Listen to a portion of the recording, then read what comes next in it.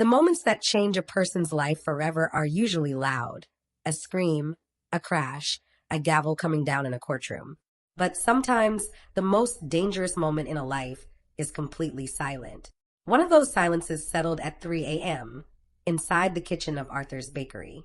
The air here was heavy, thick with the scent of caramelized sugar and ancient yeast, a smell that felt less like food and more like a memory you can't quite place. Arthur was 68 years old. His hands looked like the gnarled roots of the oak tree standing guard outside, knotted, strong, and permanently dusted with a white ghost of flour. He wasn't moving fast. He didn't need to. He moved with the hypnotic rhythm of a man who had performed the exact same ritual at the exact same second for 45 years. He was shaping a loaf of sourdough, but he wasn't treating it like a product to be sold. He was holding it like a living creature that was whispering a secret. He looked up at me, his eyes tired but burning with a strange intensity, and told me that the bread was trying to warn him about the future. I didn't believe him then, but I should have listened, because the bread knew exactly what was coming. What Arthur didn't know yet was that, before the sun rose, he would have to choose between telling a lie that would save everything, or telling the truth and losing it all. Most people think baking is about chemistry, about mixing the right amount of water with the right amount of powder. But Arthur knew the truth was far more uncomfortable. Baking is about waiting. It is about surrendering control to something you cannot see. Time was the one thing Arthur had always trusted. Now it was asking more from him than it ever had before. He wiped his hands on his apron and pointed to a large ceramic jar sitting on the counter, covered with a linen cloth. This was the mother, a sourdough starter that his grandfather had begun in 1919. It bubbled softly, a living thing that had survived wars, depressions, and the invention of the internet. Arthur believed that if the starter died, the soul of the town would die with it. But as he looked at the jar that night, he didn't look proud. He looked afraid, because for the first time in a century, the bubbles were slowing down, and the silence in the kitchen was getting louder. The trouble had started 3 months earlier, not with the dough, but with a letter. It sat on the counter now, stained with a grease spot, looking menacingly official. The building's owner was selling the block to a development firm that wanted to turn the historic row into luxury apartments. Arthur had a lease that was expiring in 30 days. He had no savings. He had spent everything on the highest quality grain, refusing to raise his prices because he wanted the local families to afford his bread.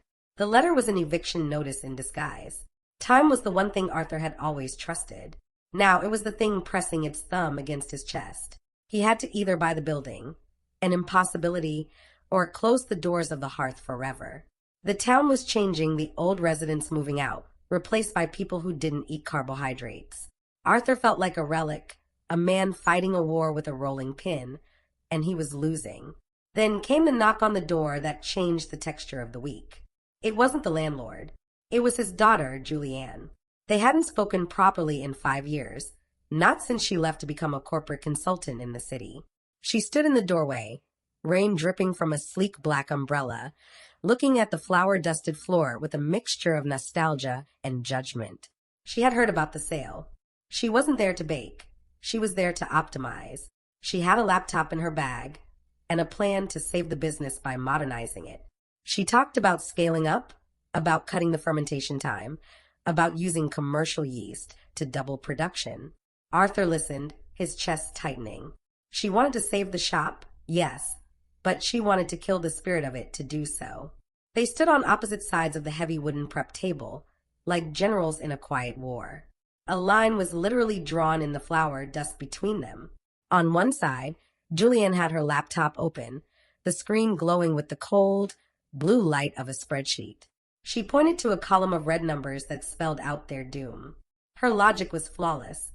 She explained that if they switched to a high-yield, chemically treated flour and automated the kneading process with industrial mixers, they could increase output by 400%. They could afford the new lease. They could save the building. It was a perfect plan on paper. But Arthur didn't look at the screen. He looked at his hands.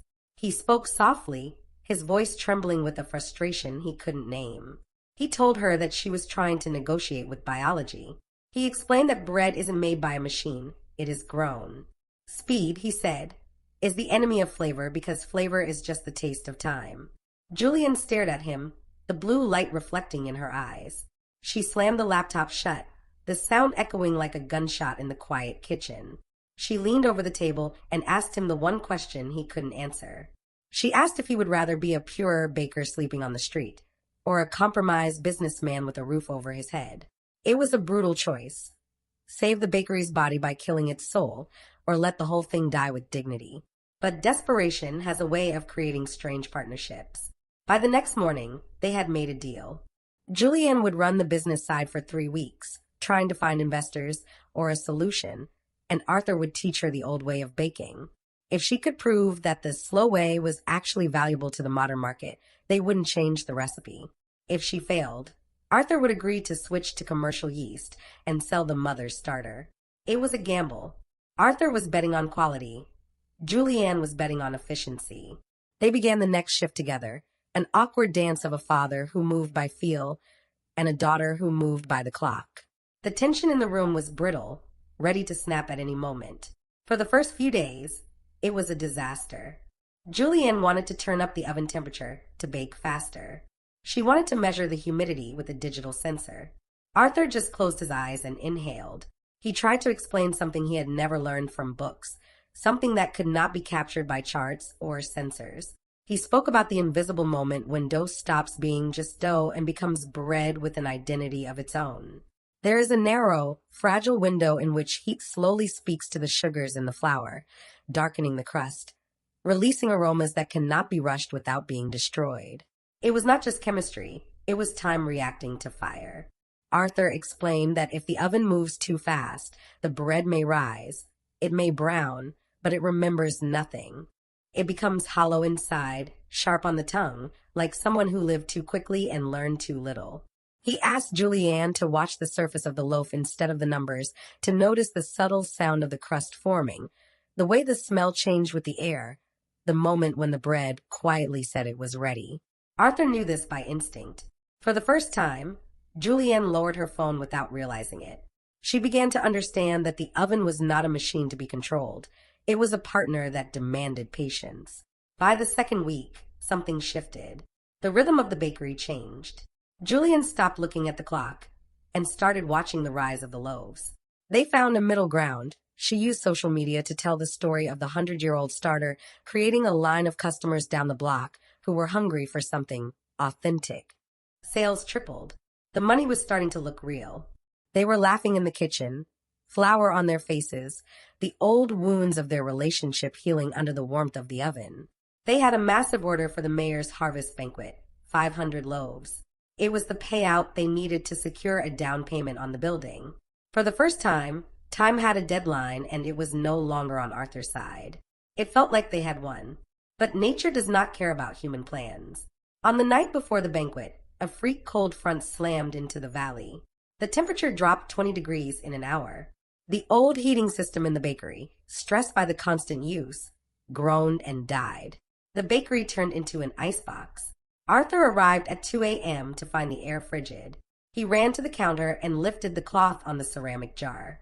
The starter was flat. It wasn't bubbling. The cold had put the wild yeast into a dormant state, essentially putting the mother into a coma. Without the starter active, there would be no bread. The 500 loaves would be flat, hard bricks. The reality of the situation hit them like a physical blow. Julianne frantically called repair services, but the roads were icy and no one was coming until noon. The banquet was at 5. The timeline was shattered. Julianne looked at the lifeless gray sludge in the jar and tears welled up in her eyes. She reached for the packet of instant commercial yeast she had bought just in case. She held it out to Arthur. It was the only way to get the bread to rise in time. It was the practical solution. It would save the contract, save the money, and save the shop. But it would be a lie. They had sold the town on the story of the 1919 starter. Serving instant bread felt like a betrayal of the very thing they were trying to save.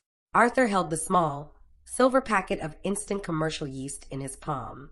It weighed only 7 grams, yet it felt heavier than the 50-pound sacks of grain stacked in the corner. He stared at it, trapped in a brutal internal calculation. This packet was a miracle of modern science. Saccharomyces cerevisiae isolated in a lab, designed to force dough to rise in 90 minutes regardless of temperature or skill. It was efficient. It was guaranteed. It was the solution that would save the contract, satisfy the mayor, and keep the keys to the bakery in his pocket. Julianne was watching him, her breath visible in the freezing air, waiting for him to tear it open. But Arthur knew something she didn't. He knew that using this powder was not just a change in recipe. It was an act of violence against history. If he poured those granules into the bowl, he would be admitting that the last 100 years of feeding the mother starter, through the Great Depression, through wars, through the death of his own wife, had been pointless sentimentalism.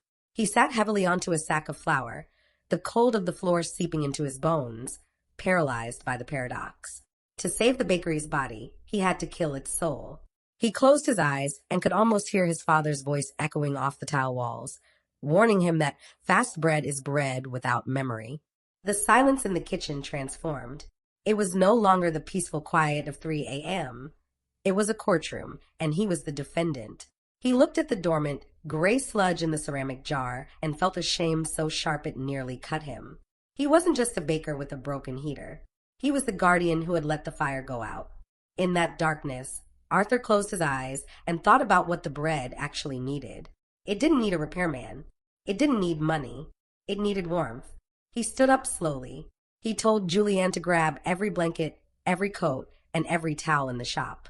He didn't focus on the oven. He focused on the jar. He explained to her that wild yeast is resilient. Did you know that a sourdough culture is technically a microbiome that can live indefinitely, effectively making it immortal as long as it is fed and kept within a specific temperature range? They didn't need to heat the room. They just needed to heat the jar. They went to work, not as father and daughter, but as a triage team trying to wake a patient from a deep coma before the clock ran out. The massive industrial ovens would heat the bread later, but they couldn't warm the freezing air fast enough to wake the starter now. They had to build a localized life support system from scratch. They gathered every scrap of fabric they could find, aprons, tea towels, even Julianne's expensive wool coat, and wrapped the ceramic jar until it looked like a swaddled infant. But insulation wasn't enough. They needed a heart. Arthur dragged a heavy cast iron pot to the stovetop. He filled it with water and watched it boil, the steam rising into the freezing air. He wasn't cooking. He was engineering a miracle. He carried the boiling pot into the smallest pantry closet, a space no bigger than a phone booth, and set it on the floor. He placed the swaddled jar on the shelf directly above it and sealed the door tight. He had created a primitive steam room, a tiny lung of tropical heat in the middle of the icebox. Then the waiting began. They sat on the floor with their backs pressed against the pantry door, physically blocking the cold from getting in. For 4 hours, they didn't move. In that dark hallway, stripped of their pride and their plans, the distance between them finally vanished. They talked in whispers. Julianne admitted she didn't leave town because she hated the bakery. She left because she was afraid she could never be as good at it as he was. Arthur admitted he didn't stay because he loved the work. He stayed because the bakery was the only place he could still hear her mother's voice. They kept each other warm, guarding the door, praying for a microscopic sign of life. At 6 a.m., Arthur opened the pantry door. A puff of steam escaped. He unwrapped the layers of wool, his hands trembling. He lifted the linen cloth. There, on the surface of the gray mixture, was a single, large bubble. Then another. Then a cluster. The mother was alive. It had woken up. The smell was sharp and sour, the smell of life. They worked with a frenzy. They mixed the dough, using the revived starter. The heat from the boiling water had been just enough. They baked the loaves in the ovens that were slowly retaining heat from the gas burners. The bread came out darker than usual, with a thicker crust, but the smell was incredible. It smelled like survival. They delivered the bread to the banquet just as the doors opened. The townspeople broke the crusts, steam rising from the warm interiors. The mayor declared it the best batch Arthur had ever made. The check cleared. The building was safe. But as Arthur stood in the back of the hall, watching his daughter laugh with the client, he realized the victory wasn't the money. The victory was that he had learned to let her help, and she had learned to respect the wait. They walked back to the bakery together under the clear, cold stars. Arthur unlocked the door, and for the first time in years, he didn't feel the heavy silence of an empty shop. He heard the quiet, rhythmic bubbling of the jar on the counter, promising that tomorrow, the waiting would begin again.